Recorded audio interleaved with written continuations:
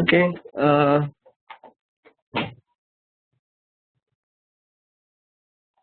No, Bhanteji was going to join today, but he is not picking up my call, so hopefully he may join little late, few minutes late. So, but let's get started, guys. We'll go with the refuse and the precepts, and if Bhanteji is late today, then we can start with our talk. Today's speaker is Mr. Stalin. He's already there on the call, and there are some other updates provided by Anna's officials, so we can do just after the call. So let's take the refuse and the precepts, and if just in case if Bhanteji don't turn up, then we can start the talk. So let's go with this.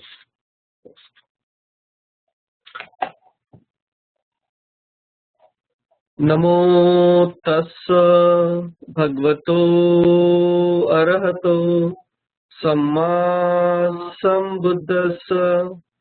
Namo tassa bhagavato arahato samma sambuddhassa. Namo tassa bhagavato arahato samma sambuddhassa. Buddham sharanam gacchami. Dhammam sharanam gacchami. Sangham sharanam gacchami. Dutiyampi buddham sharanam gacchami. Dutiyampi dhammam sharanam gacchami. Dutiyampi sangham sharanam gacchami. Tatiyampi buddham sharanam gacchami. Tatiyampi dhammam sharanam gacchami. Tatiyampi sangham sharanam gacchami. Pranatipata viramani Sikkhapadam samadhiyami. Adinnadana viramani Sikkhapadam samadhiyami. Kami samichachara viramani Sikkhapadam samadhiyami. Musavadha viramani Sikkhapadam samadhiyami. Sura miraya majjapamadhathana viramani Sikkhapadam samadhiyami. Sadhu, sadhu, sadhu.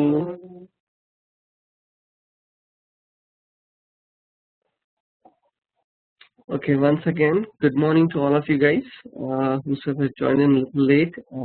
We were just waiting on Bhante Punna to join from Pennsylvania.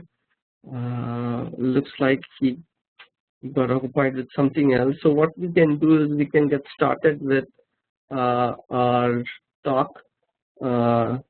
Today's guest speaker is Mr. Stalin K. I'll make him a presenter.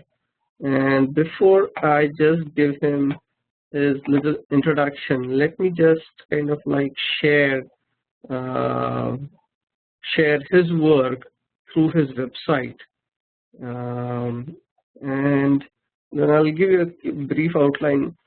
You guys must have already seen some of like I have sent the details to the website, but let me share a couple of his videos just to give an outline as what work is going on by Mr. Stalin and his team, and how other members can contribute and add and then kind of build a synergy over here to make an impact.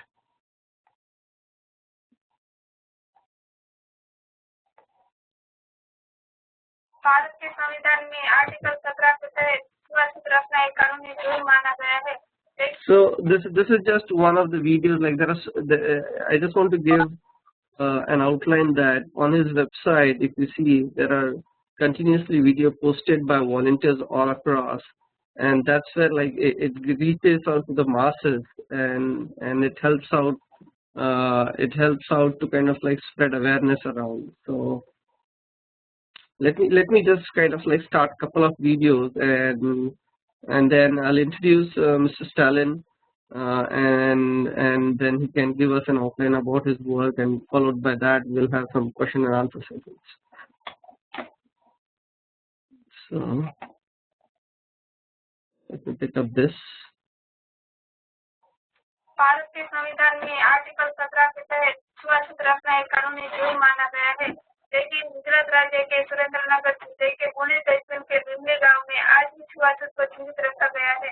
इसका वास्तविक रूप में आपको दिखाना चाहती हूँ। बिमले गांव के प्राथमिक शाला के मध्याह्न भोजन में एक दलित महिला खाना पकाती होने के कारण वहाँ के दिन दलित लोग अपने बच्चों को वहाँ के दलित बच्चों के साथ खाना खाने नहीं देते।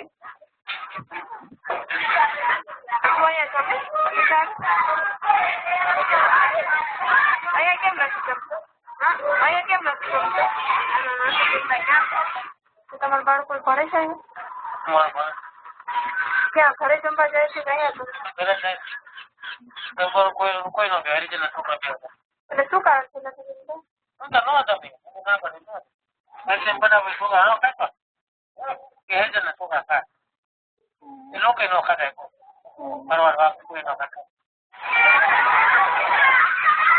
इसी तरह छुआछूत की वजह से बच्चों के ऊपर सामाजिक असमानता की असर हो रही है और इसके जिम्मेदार वहाँ के प्रिंसिपल टीचर वो भी छुआछूत को आज तक कोई मिटा नहीं सके हैं और ना ही कोई एक्शन ले सके हैं।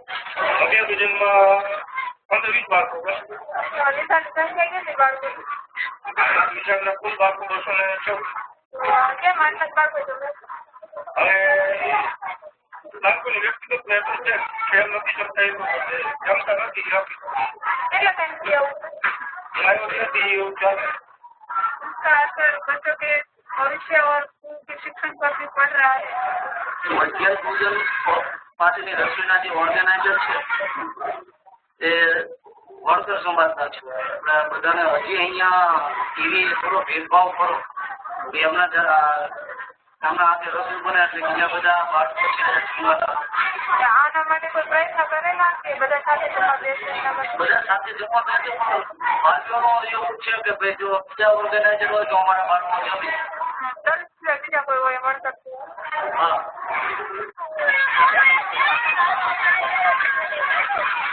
इस संस्थाओं को मिटाने के लिए आप सब भी हमारी मदद कर सकते हैं। सुरेंद्रनगर जिले के शिक्षण अधिकारी से जीडी कनानी को कॉल करके दबाव बनाए।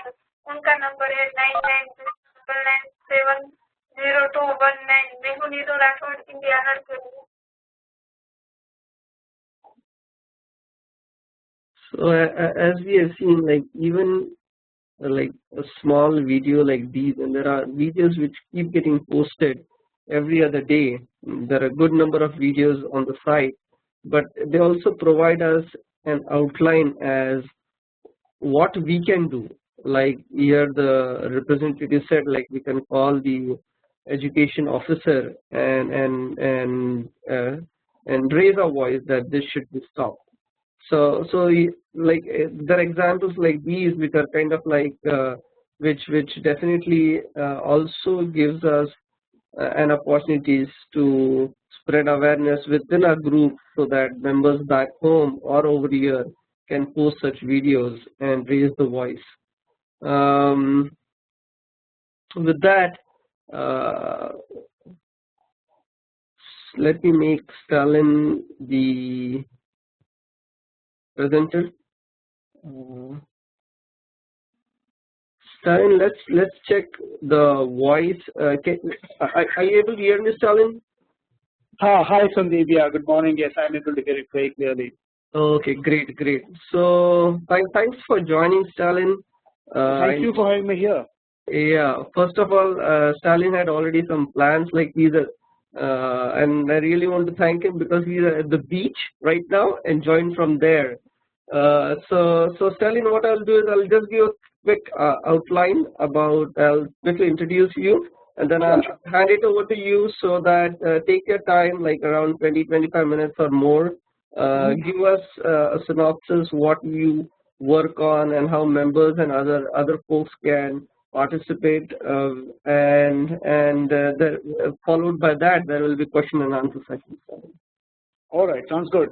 Okay, so Stalin is a kind of a media and human rights activist with over 20 plus years of experience. He's a teacher, trainer, and an internationally acclaimed documentary filmmaker. So he is one of India's leading exponent of community radio, campaign design, and the videos like what we have seen on the site right now. When he was 23, he co-founded a media and human rights organization based in Ahmedabad, India, and currently he leads the Video Volunteering, an international organization dedicated to empower community voices by setting up media projects around the world. He had been a guest speaker and conducted workshops in institutes like MIT, IITs, IIMs, Harvard. So a lot of like prestigious institutes. He has been as a speaker and he has conducted workshops over there. So and along with it, he is also kind of like helping out members and teams where the communities kind of raise their own voice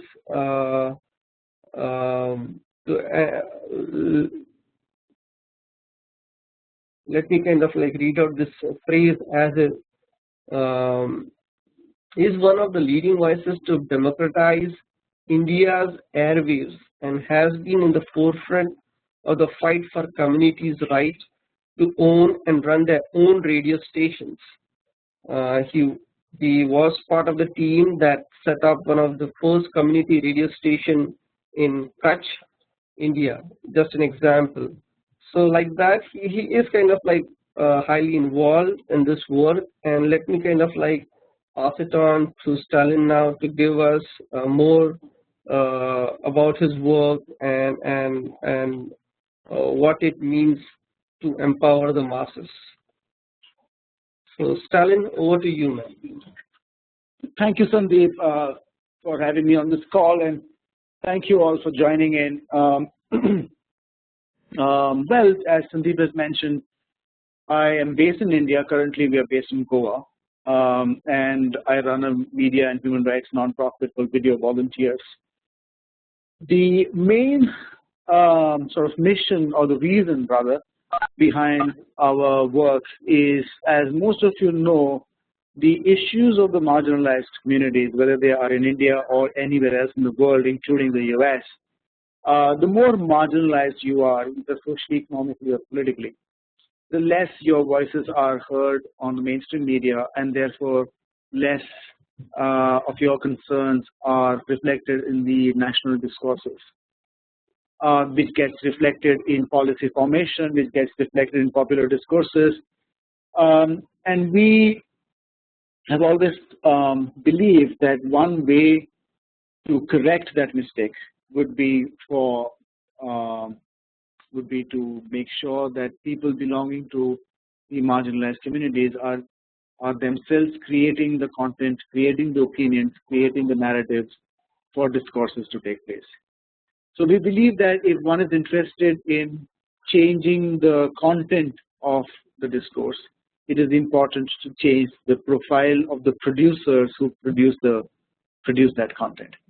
So as a result, what we did was we set up this program called India Unheard, where we have trained about 200 community-based activists who already are involved in some sort of a social movement or the other.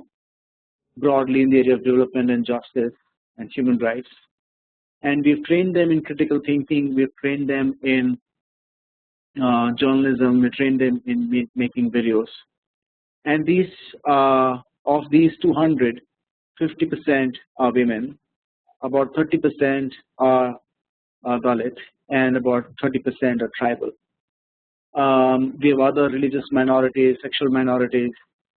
Essentially, all 200 also economically poor. So it becomes what they produce is extremely interesting and not just relevant and important, but also it's extremely interesting because their videos come from the perspective that's usually missing. They go about in their own district. After the training, they get a camera and a screening device, and they go back to their districts where they live and report on human rights violations or entitlement violations from within their districts. Typically, each community correspondent would cover, between 10 and 25 villages surrounding their neighborhood, and they would send their video footage to our regional offices. Some of them edit their own work. We have 6 regional offices, mostly in central India, including Maharashtra, and the videos are edited there, and it comes to the Goa office where it's polished and subtitled and is published first on our website. So on our website, you would see about 2 to 3 new videos every day, Besides that, we have ongoing collaborations with both the mainstream media as well as the alternate media, both broadcast and online. So we have collaborations with the CNN IBN, the Indian front for the CNN, Headlines Today, which is the India Today group. We have Proximity, Youth Ki Awaaz, Yahoo News, a lot of other people who take our content and publish them regularly. The most exciting distribution, however, is the community correspondents who make them show it back to their communities and show it to their respective government officials in their region to bring about change. We are very pleased that in the last year we published about 600 videos, and 1/4 of them managed to have an impact, meaning 1 in every 4 video we produce is managing to solve the issue that the video is raising, which is a very sort of high number. So the last year alone, we have about 200, 150 videos which created these impacts, and you can search the website for impact videos. So every time the impact is created, the community correspondent would go back and do a follow-up video showing the process of how these impacts were created. So another way to understand what we do is journalism 2.0, where typically the journalists would report, and that would be their file their report, and that's the end of their action.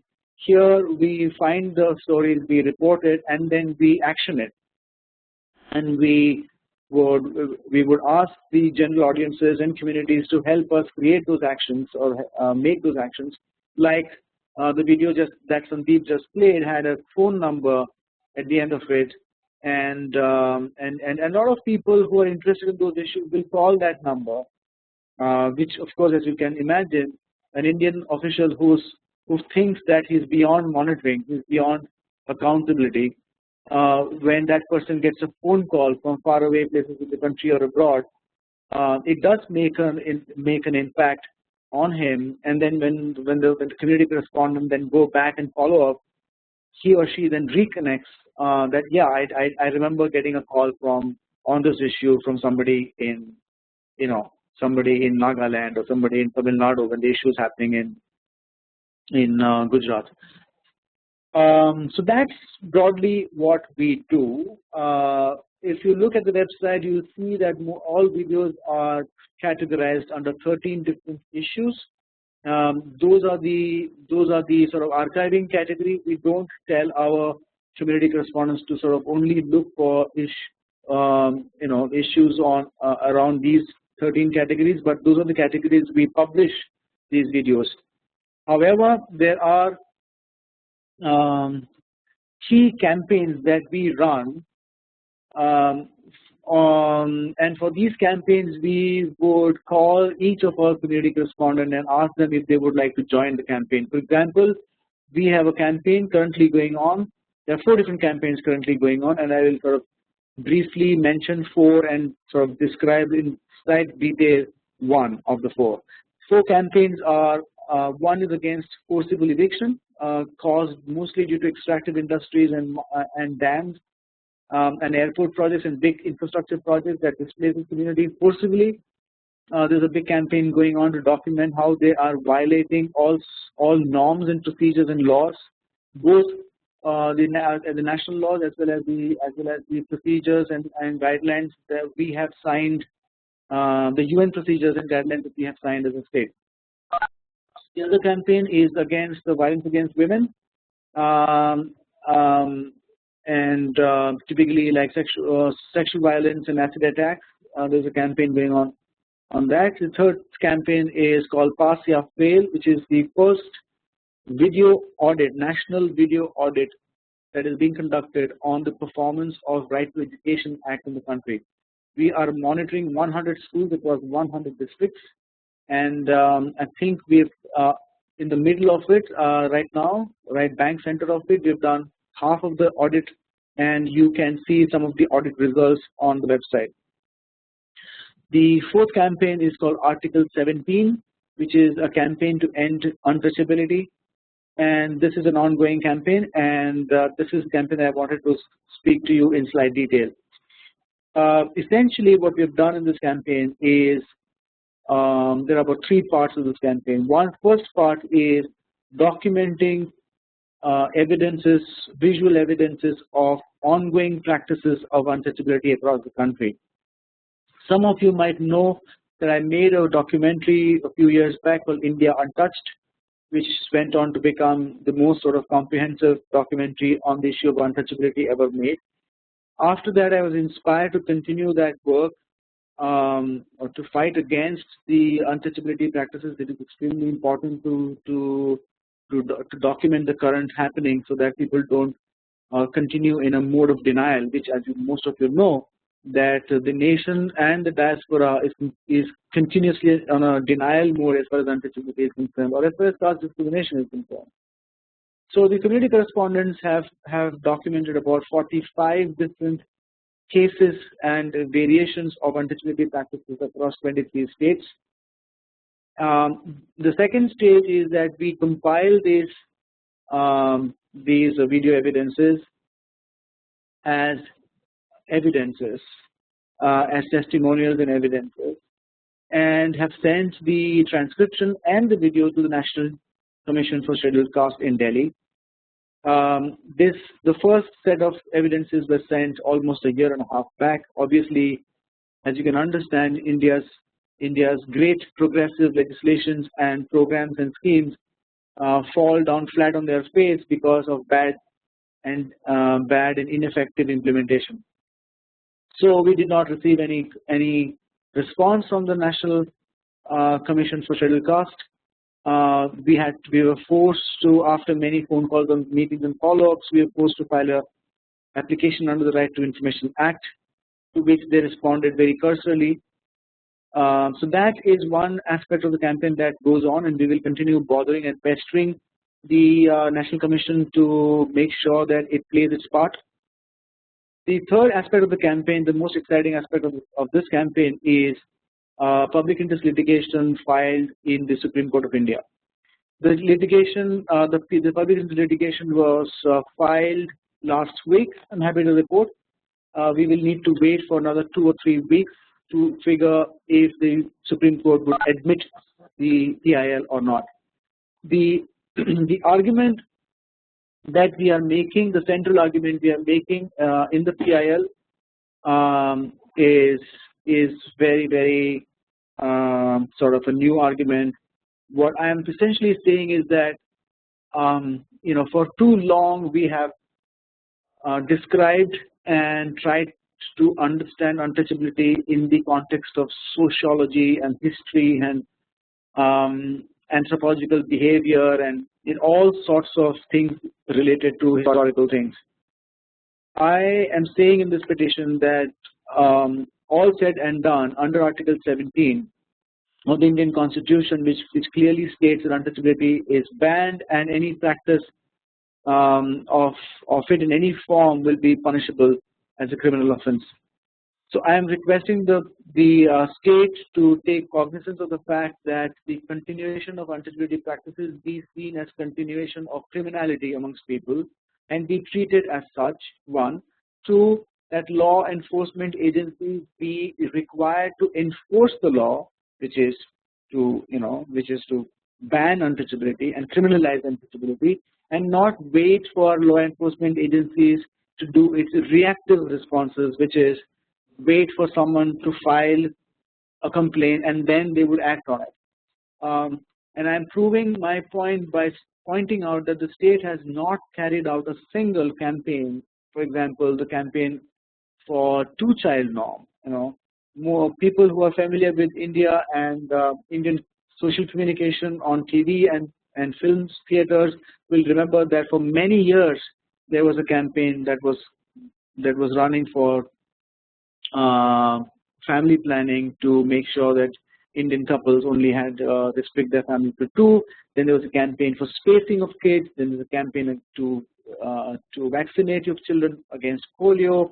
There are all sorts of campaigns that the state has run, some of them successfully, but there's not a single campaign that they have run against untouchability and to make sure that the country realizes that these practices are a criminal offense. So that's part of the petition. The most important part of the petition is that we're asking the courts to hold a district official, namely the district collector and the superintendent of police, accountable if practices of untouchability continue in that district. Meaning that if I am able to, as a citizen, if I am able to prove using evidences that untouchability practices continue in a state, in a district, then automatically the superintendent of police, the SP of police of the district, and the district collector should lose their job or get terminated from their job for not adhering to Article 17 of the Indian Constitution. This is a highly progressive, radical ask. We don't know how the Supreme Court would respond to this. There are other prayers, important prayers in the petition. For example, the punishment prescribed under various civil rights acts in the Indian Penal Code would say, for example, that the practice of untouchability, like if you keep separate bells or deny entry to temples, the fine currently is 500 rupees. The maximum fine that we have found is about 1,000 rupees, or like a month of imprisonment or 1,000 rupees. We are requesting the court to make revision of the punishments to make it more stringent and more difficult. So that's the campaign that's going on. We will continue documenting practices of untouchability till we find the last one. That's at least our sort of commitment. What else? So that's more or less what we do. To sort of come back to the organizational mandate. I've closely involved in the Dalit rights movement since 23 years now, and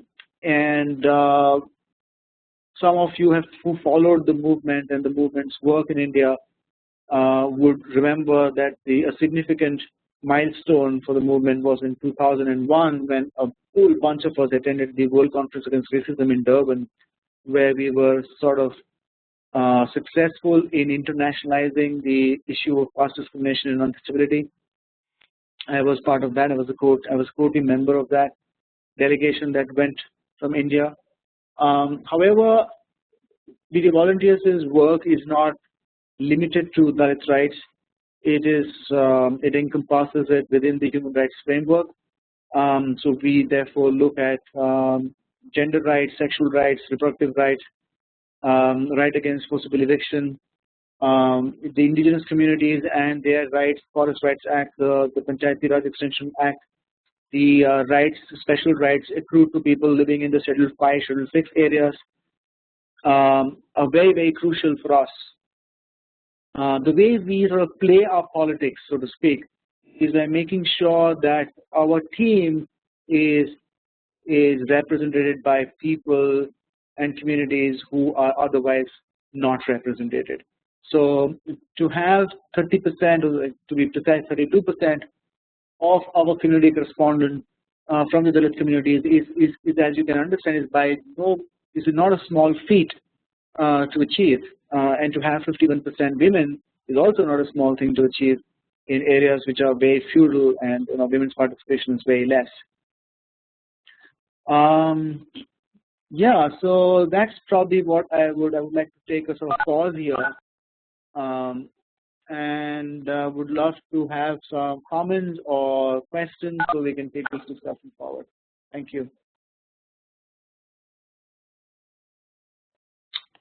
Thank you, Stalin. I think that was a good overview about what the activities that are going on, and thanks for talking about the campaign, the categories of the videos you guys have entailed, and it looks like it's one of the best medium of using web, and like a video is kind of a proof of highlighting as what the issue is.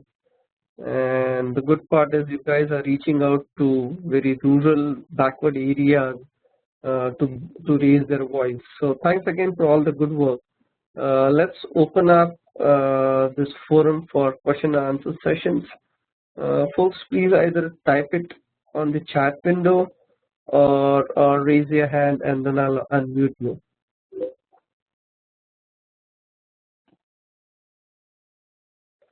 Stalin, by the way, do you have a Facebook page? And if you can type it in the chat window, I think that will, folks can just join it. Yeah, for sure. I will. Let me see if I can get the chat thing going. Or just tell me and I can type in over here. Hold on. Okay. In the meantime, guys, for any questions, please raise your hand or put it in the chat window.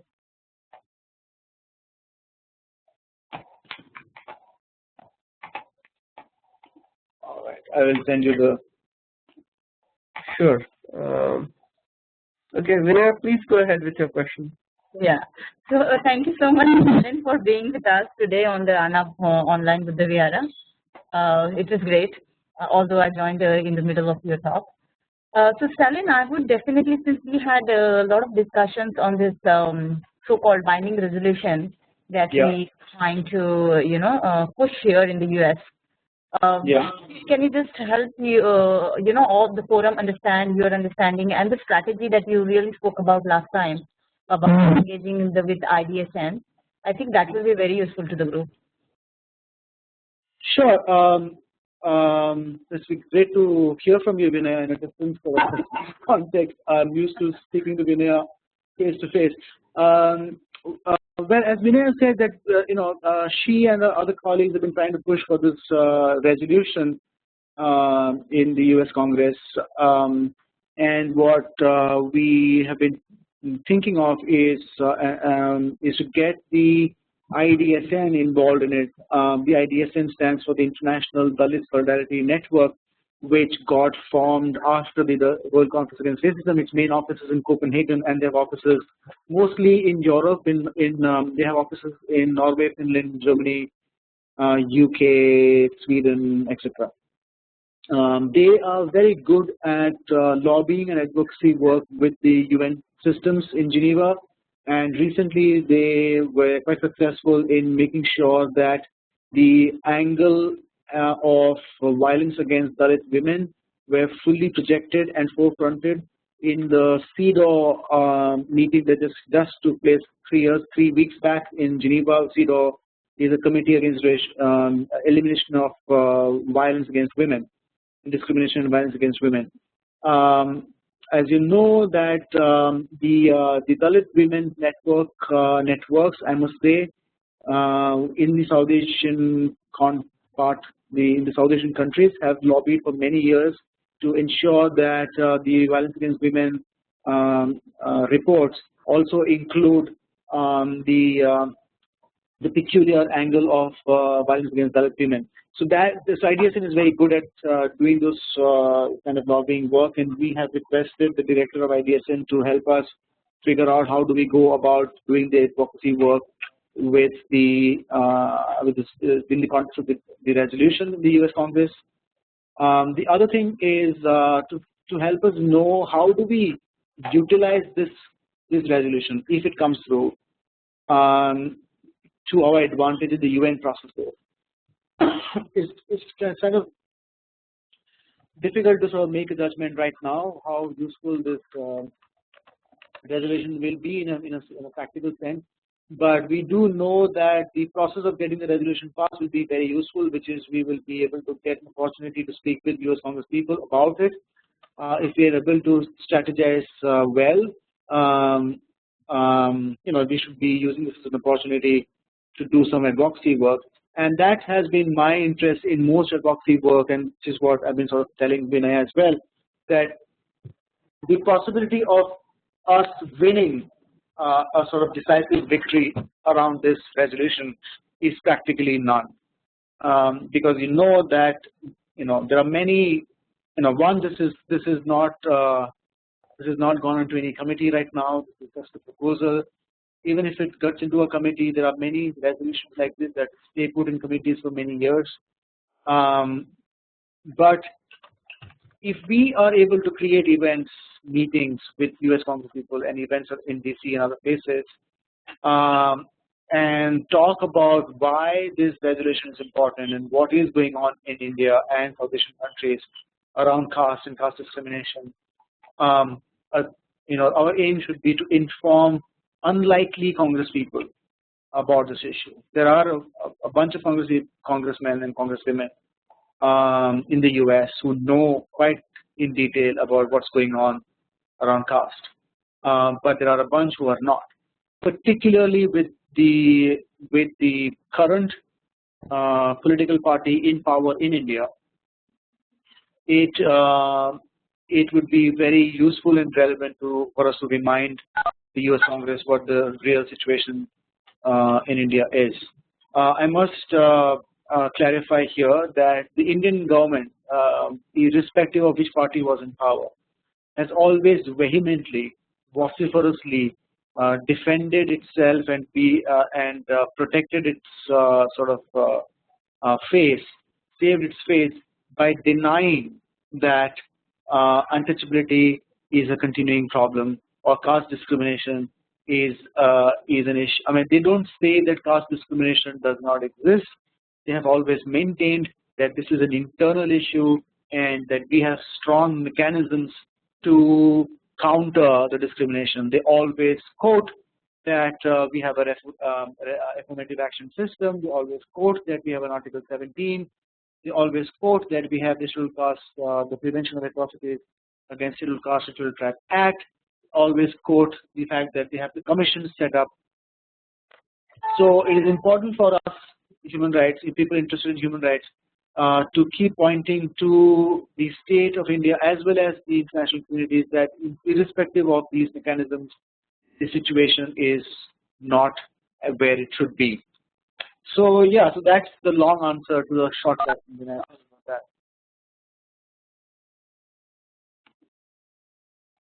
Thank you. Thanks, Ellen. Vinay, thanks for asking that important question. Yes. Okay, the next question is from Mr. Sunil Gautam, and he's asking is, in this movement, are other or sister organizations of ours working with you, or any efforts towards getting them focused with the activity?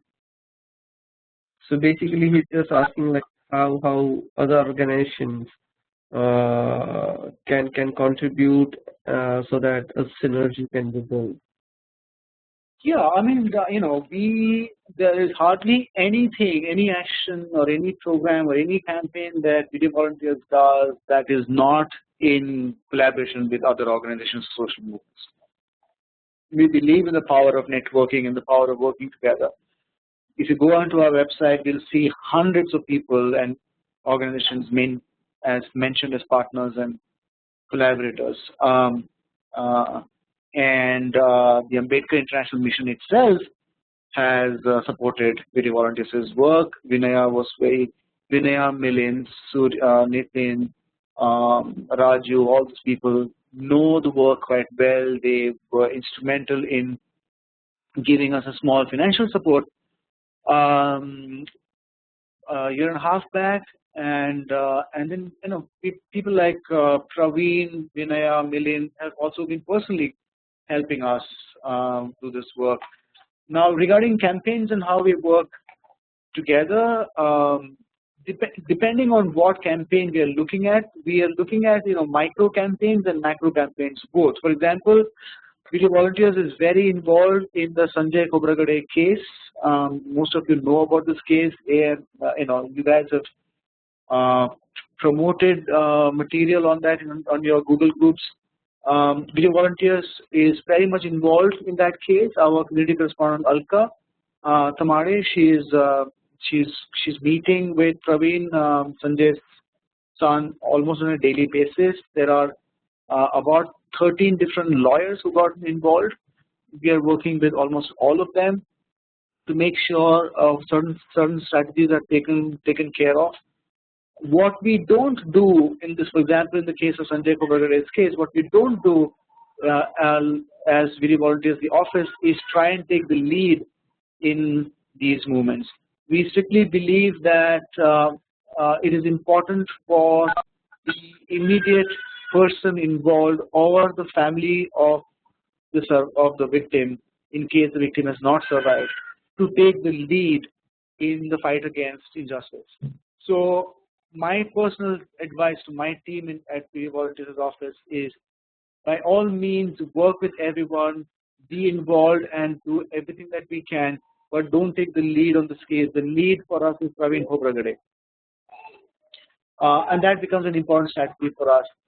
We have partners with Human Rights Watch, Amnesty International, Greenpeace, ESCR-Net. Internationally, we are members of several human rights networks, including one in New York called the International Network for Economic and Social Cultural Rights. I am part of a steering group that looks at corporate accountability to human rights. Then there's another group called the Bank on Human Rights Coalition that I'm part of. Nationally, I'm part of the steering group that on a campaign called Girls Count, which is a campaign to challenge patriarchy and stop sex discrimination, to counter the skewed sex ratio. So we are part of many such movements. I'm part of the National Alliance of People's Movement. I'm part of the National Campaign on Development Human Rights, the NCDHR. I mean, there are many such formal, informal networks that one needs to be part of to maximize one's work. The way all of you can get involved is in a couple of ways. One is that it would be great if you could watch our videos regularly. Now, I know there are too many to watch. We put 3, as I said earlier, a day. We have got close to 2,000 videos already online. But you may want to sort of give a keyword and watch videos on issues that you are most closely related to. Then after doing that, one, of course, easy thing to do is to share it to a wider group so that action is possible. Very often we have petitions on change.org related to the case. Now, Sanjay Khobragade's petition was put up by our office, but you will see that the petition was put in Praveen's name because, as I said earlier, as part of our sort of, do not take the lead thing. So our office called up Praveen, dictated the whole petition, got his confirmation, changed it according to his suggestions, and then put it on his name. But the whole petition is maintained by us, and we would keep Praveen in the loop.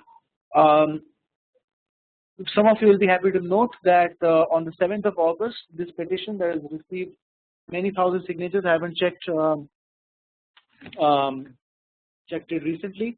The petition will be handed over physically to the district and state officials on the August 7th, where Praveen and Alka and other people and people like who's that, Kishan, I guess, would be present. So you could sign petitions, forward the videos to other people, take the action in the video suggested. So, sorry, take the suggested action in the video, which is typically call the phone number. Now, some of you are not in India, maybe outside of India. Since this is in USA, I'm sort of guessing this is all in the US and Canada.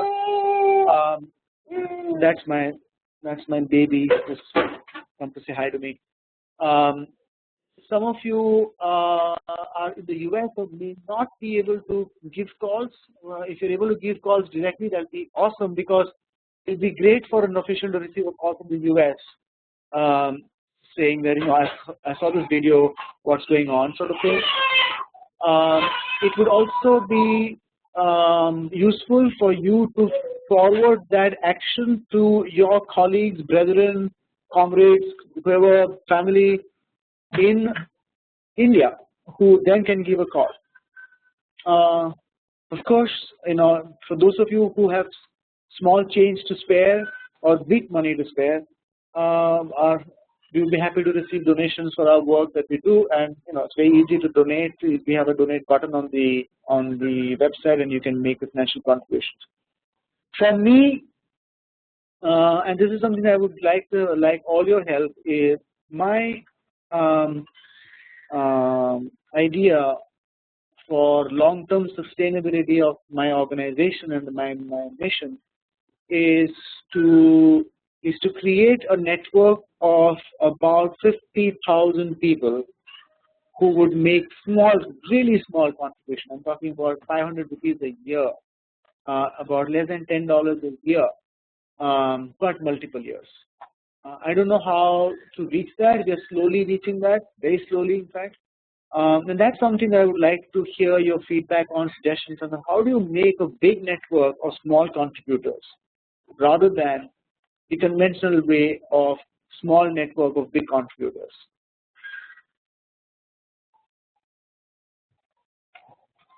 Okay, thank you, Stalin. So Sunil, any follow-up comment on that? But otherwise, we can go to the next person. Okay, Monica, please go ahead. Hi, Stalin. This is Monica Doidu. Hi, Monica. So I have a suggestion. Like, we have our two mainstream channels running by us, which are run by our people. First is like the Lord Buddha channel. The second one, which came up, is the Avas channel. So do you have like any collaboration to portray or broadcast your work on those channels so that you can reach many people in, I think, in Maharashtra, because most of the people, they watch these channels, and you know that's how you can come into mainstream media, and then you can get help from other people also. Sandeep, do you mind retranslating that message for me?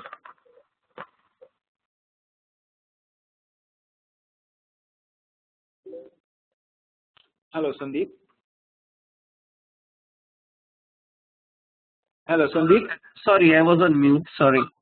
So what Monica is asking is, like, there are already some organizations which are which we already have a tie-up, kind of like Lord Buddha channel, Avas TV, and she was just wondering if we can broadcast your work and videos dedicatedly on these channels.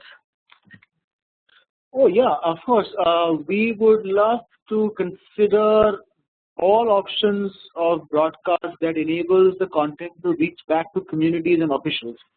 So if you think that these two channels that you're mentioning will enable us to do that, we would absolutely be interested. I would let me see if I can open my chat window again. I'll send you an email address of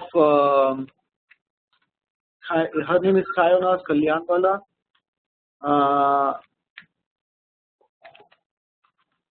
And she is our communications in charge. If you can kindly send a mail introducing anyone from Buddha channel or Awaz TV that you know of, it will be lovely, and we'll take it forward from there.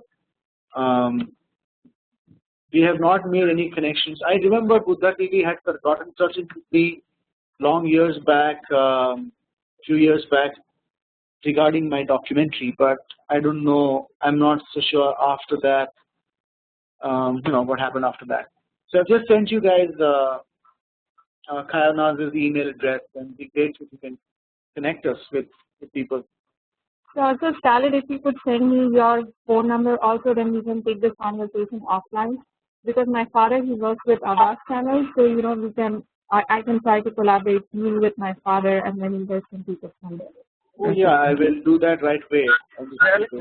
Allow me, I can share it with everyone. Yeah, do you mind sharing my US phone number? I will share, because I don't remember it offhand, my India phone number and put it down here. Okay, I shared your India number. Let me give your US number as well, and I also shared your Skype ID. Yeah. Yes. Okay. Yeah, I see you have done that. Yeah, thank you so much for that. Yeah. So okay, Konika, any other questions? Yes, thank you. Okay, Vijay ji, please go ahead with your questions. Yeah, hi Stalin. This is Vijay from Kentucky, USA. I have one question. It is similar to Conkal's question actually. I was thinking whether you have any, communication or tie-up or collaboration with political parties to pass the message, and also celebrities, non-profit or charitable organizations. Hi Vijay. Sandeep, do you mind transmitting the second part of this question about the charitable organization? I wasn't. Celebrities like Amir Khan Foundation and Salman Khan, right? So this kind of celebrity owned or operated organizations. Right. Well, the first to respond to the first part, we don't work formally with any political party. Any. In fact, if some of our community correspondents have joined political parties, particularly the last election, you saw that there was a wave of activists joining Aam Aadmi Party, and a couple of our community correspondents at the local level also joined the Aam Aadmi Party to fight elections, and we had to ask them to sort of decide whether they want to be part of a political party or work with us. All of us individually have political stand, obviously, and because we are extremely political and human rights organization, we are very openly against the right wing organizations and parties, but we are not for. We don't sort of campaign. If that to sort of rudely put, we don't campaign for any individual or parties. As an advocacy organization, very obviously we have to work with and provide information to our parliamentarians, our representative from the Vidhan Sabha, our municipal councillors, our panchayat members, so which we do as citizens. Regarding your second part, we have two celebrities who are video volunteers as ambassadors. One is based in India from Bollywood. His name is Abhay Deol. Very sensible actor, very intelligent person, and understands our work very, very well. And he's done some interesting work for us. He does not do much of endorsement. He's only endorsed from 3 organizations so far. We are one of them. Internationally, our ambassador is Stephen Lang, who is more a theatre person, but some of you may recognize him from James Cameron's Avatar, where he played the main sort of bad guy, the Colonel Cottridge's role. He's our thing. We are, we can get more people, but we are not very hot on getting celebrities unless we figure out how to utilize them to the max. I was involved in the first season of the Satyameva Jayate program, where they called upon me for the issue of untouchability and used the entire sort of visual narrative of the untouchability episode that you may have seen on Satyameva Jayate last season was from my documentary. I was on the show, and I was also advising the research team not only for that episode but also some of the other episodes that were broadcast. So in that way, I do know the main researchers, the director of the show quite well. I have met Amir for 3 times. I would not say I know him well, but I know him enough to know that he's doing good work. Yeah, so I mean, if you know any celebrities and you think they would be useful, then do pass us the connections, and we will sort of consider that. Okay, thank you. Vijay, any follow-up questions? No, thank you, Stalin. I think it's great. The reason I asked, because just through that channel, your voice will go more wide and far, So, thank you. Right. Okay. Any other questions, guys? We can take 1 or 2 last questions.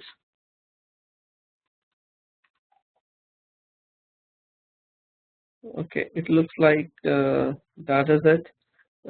But thanks again, Stalin, for joining us and giving us all the details about your work. And I think a lot of folks also came forward in terms of how we can collaborate and contribute. Sure. And I think members will definitely reach you as a follow-up. And we look forward to have you on our Vihara session in future again. Absolutely, it was wonderful to have you to speak with you all. Thank you so much for hosting me, Sandeep. Thank you so much for giving this opportunity, I guess. And I look forward to speaking with you and connecting with you in the other online spaces, and maybe some of you I would hope to meet you in person. Sure. Thanks, Stalin. So I'll just kind of like, with this, I'll just have one more video played from Video Volunteers organized videovolunteers.org, just to kind of like show how it has even given justice to some of them. So give me a minute, and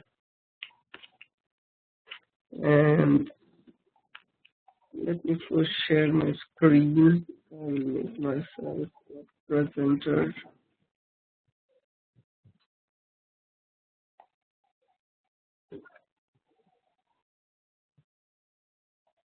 So give me a minute. I'm sharing my screen. I just wanted to kind of like, give me a minute. Okay. So as Stalin mentioned, I just want to insist everyone to kind of like go to this site. It's really helpful, well structured. So as you were saying, there are kind of like 13 categories what they have sorted out, and there are videos which keep coming on every other day. Every other day there are 2-3 videos. We keep checking the dates, and it's very well indexed, and the headings are really catchy, like how it summarizes what the video is highlighting. So let me kind of like play one such video for members who have joined late, and we can move to our next thing.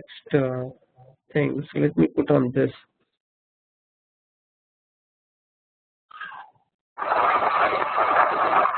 महिला सशक्तीकरणवर समानता की बात करते हैं, लेकिन आज भी हमारे पुरुषवादी समाज में महिलाओं की प्रगति और विकास को रोका जाता है। ऐसी एक कहानी गुजरात राज्य के सुरेंद्र नगर जिले के कनपरी गाँव के कंकु बेन है।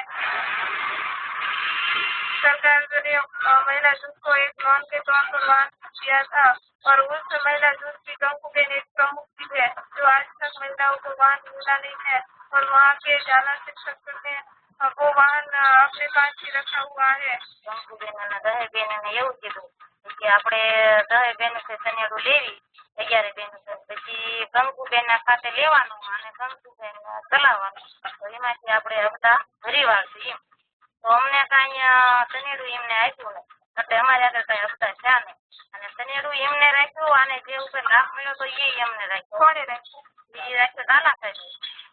આપણે આ લોકોને બધાને બોલાવ્યા અને એમ કહ્યું કે તમે સાધન સહાય તમારી જવાબદારી છે લઈ લો, તમારે કોઈ લેવા દેવા નહીં, તમારા મંડળ પર તમે સાધન સહાય લઈ લો. ₹1,00,000 તમારા એટલે જો હું ગ્રામીણ હું છું, હપ્તા હું ભરવાનો છું, તમને ₹1,00,000 નહીં. બધા યસ થઈ ગયા. મેં કીધું આ ભાઈ કે તમે તાર કંકુ બેન આપો ને આપણને કાંઈ વાંધો નથી. પછી ને મને 6 મહિના છે ને તો એવું કીધું તાર લાયસન્સ નહીં. મેં કીધું સારું છે હાલો. 1 વર્ષે મેં લાયસન્સ કીધું કાઢી પછી લાયસન્સ આવ્યું. એ લોકો કે આ તો હપ્તા બપ્તા એટલે ભર્યું એટલે કે ગાડી તમારે તમારે કોઈ લેના દેના. मैं भी एक महिला हूँ और मुझे भी ये काम करने में कितना संघर्ष करना पड़ता है। एक राज्य सरकार से जाला शिक्षक ने जो फ्रॉड किया है, उसके बाद मैंने उससे कर बात की महिलाओं को दिलाने के लिए।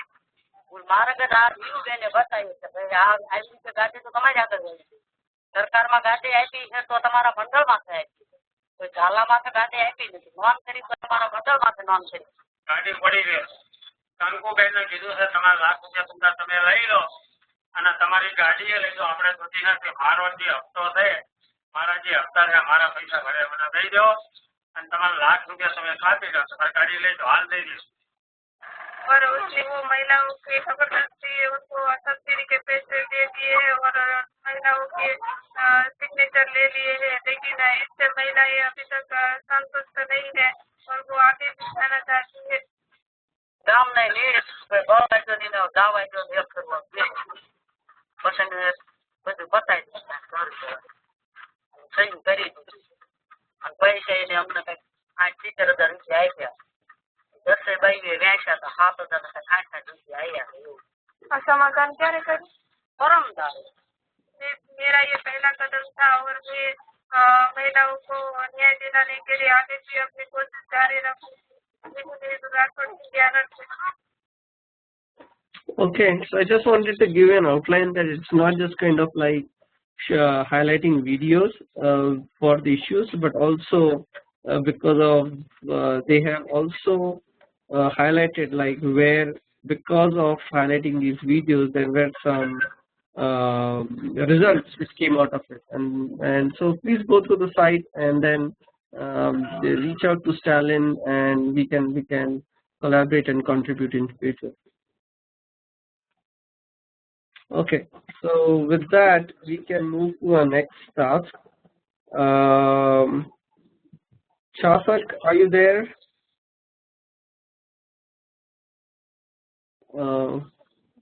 Mahesh, who is going to provide an update on bicycle donation today? Mahesh, is it Chatak going to provide the update on bicycle donation, or do you want to go ahead and do that?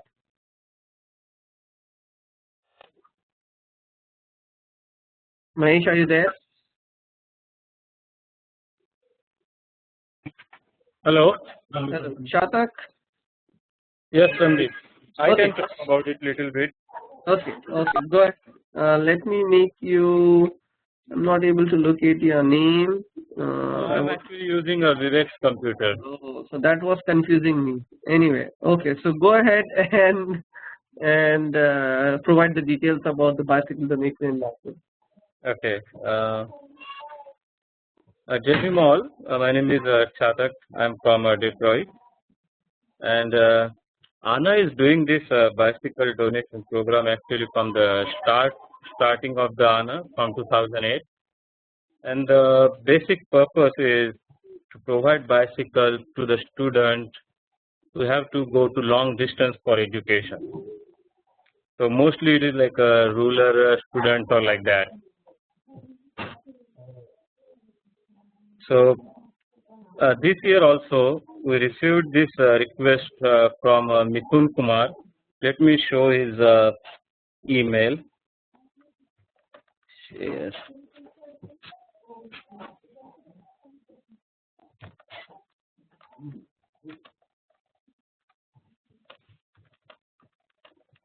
Can you see my screen? Yeah. Okay, so you can see the first he wrote an email on June 13. You can see the Can you make it full screen, please? So he mentioned there is a hostel in Nagpur, Ajni area. Chatak, can you make it full screen so that it's easier to read it? Yeah, thank you. Sure. So there is a person in Nagpur, Ajni area. His name is Dr. Ram Teke. He is providing his flat as a accommodation for this student, and they have to basically go long distances either to continue their education or for a competitive exam. I think he has currently 7 girls there. So Mithun proposed ANA for the bicycle donation, and we ask. We usually get education request form fill up. So they fill up form. We reviewed it, and we considered that we will go ahead and provide bicycle. So we officially made a request letter to ANA.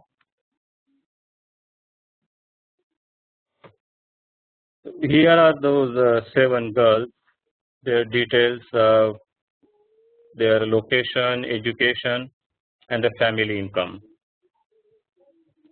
Mostly they are from all close by Nagpur, either Bhandara, Chandrapur, mostly rural areas. So we run a donation drive, and we got about 7 to 10 people contributing from $50 to $100 for this. So we have almost recovered all the finances, expenses. We are planning this program on August 2nd in Vishwakarma Nagar. Is Buddha Vihara, Tathagat Dhamma Vihara in lane number 13. The head monk of this Vihara is Bhante Netanand. He is very excited to do this program in his Vihara. And there is a close by my uncle lives there. His name is Prakash Satpute. He was activist from another group, Sankalpa. So he is also very much ready, and he wants to do this program. So he said he will try to bring a couple of Nagar Sevak from the area. And we have 2 students from Nagpur area, Akshay Uke. ANA is supporting Akshay for a financial education, and Rupesh Temburne. We are also supporting him. So they will be coordinating this program with Mithun Kumar and Prakash Satpute. So I'm just kind of coordinating the communications and everything. There is another idea that I think Nilesh brought up, that most of the people's parents are ready to go there, and they will donate this bicycle or hand over this bicycle to the students. That's pretty much information. If you are close by Nagpur or half an hour from Vishwakarma Nagar, I will request you to join this program. I will send updates by email. It's on August 2nd, Saturday evening. Once everything gets, it's almost finalized, but I will still update if something, time or anything confirmation I gave. Let me know if you have any question.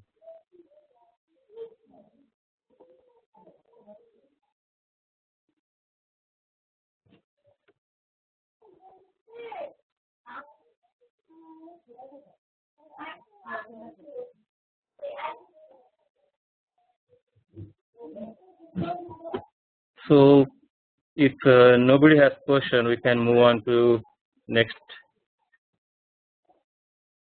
Okay. Thank you, Chatak.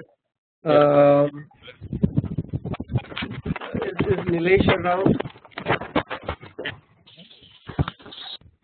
Hey, Chatak, just a small question, right? These are the new way bicycle that you are? Nilesh. Sorry. Sandeep, right? Just a small question, right? Are we giving them the new bicycle or is some used bicycle? No, this will be. I mean, we have another person. I forgot his name. Nilesh Vasnik. He was studying in US and he's also coordinating this program. So we'll be buying this new bicycle. Oh, okay.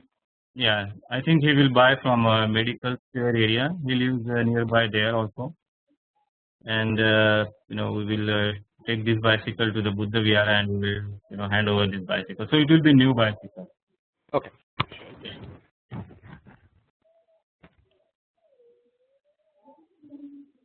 Okay, Nilesh. Any other questions for Chatak? Yeah, I think there is a written message. Sunil Gautamji wrote. Did he send like a donation? I forgot the number, but I think we received his donation. Okay. Yeah, thank you, Sunilji.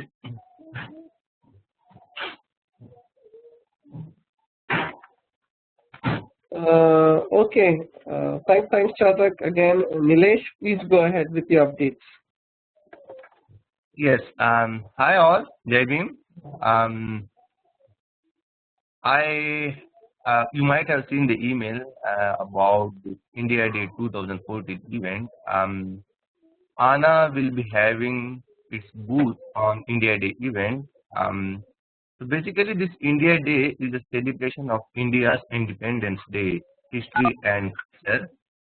And this event brought to us and many Americans by India League of America, Michigan, and in collaboration with many other Asian Indian communities. And ANA every year since 2008 participating in this event. So if you go and look at this India League of America website, you will see some of the iconic pictures from India like Mahatma Gandhi or Taj Mahal or Charminar or Tirupati Balaji Temple. So yes, those images represent India's culture, but not those. That is not the true, not the whole picture of India's culture. There is that Buddhism or Dr. Ambedkar is missing from that website, and we would like to tell everyone that yes, Buddhism and Dr. Ambedkar is also a major part of India's culture. So every day we go to office or anyone we meet, any American we meet, we tell that yes, we are from India, and the predominant image they get is that yes, this person then is Hindu, which is not true.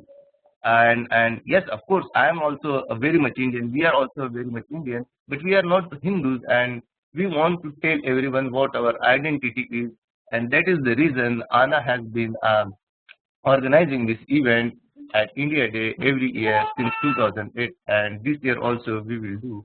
So, and for that specific reason, we request everyone to join us in this event to show our presence, show our strength, and that's the only request, that's the only purpose of going and organizing this booth at India Day event. So we will exhibit Ambedkar writing, books on Buddhism, and many other things. And again, we would like to request everyone to please join us at this India Day event on August 9th at Novi, Michigan. Thank you. Thanks, Nilesh, for that update. It's a Saturday, guys. So definitely, if people can drive down and be part of this excellent team in Detroit, Michigan. Okay. Any other updates? Any comment anyone has, or any questions?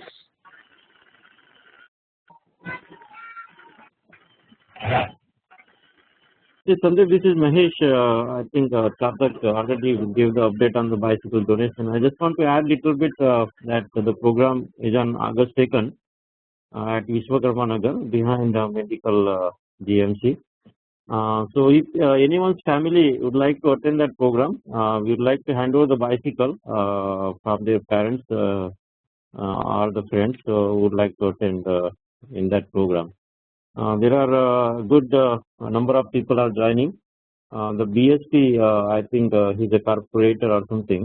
He's also joining that program, and also we are planning to invite Awaz India TV and Mahanayak newspaper members to attend that program, so they also can broadcast lively, or they can publish in their newspaper.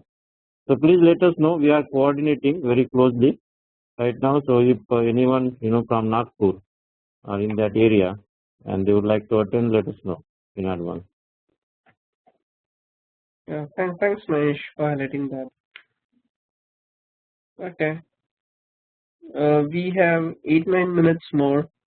I just have one more announcement that or a request to everyone that we need good speakers and we need good Bhante who can come over and give a Dhamma talk.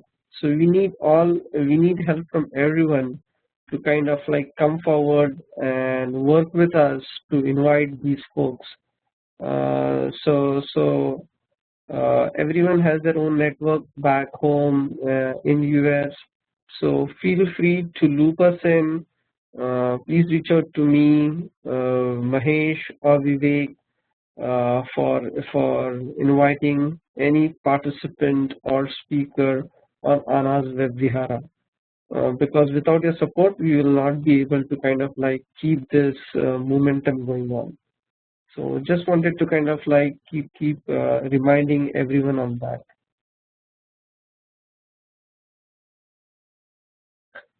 Okay, if there are no questions or no comments, then we can wind up this call. I'll just wait for a few more seconds.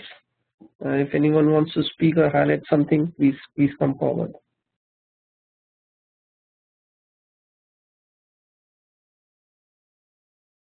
Okay, thank you guys. Thanks for joining again. Have a great week ahead. We will look forward to see you next Sunday, same time at 10 a.m. EST. Till then, Jai Bhim, Namo Buddhaya.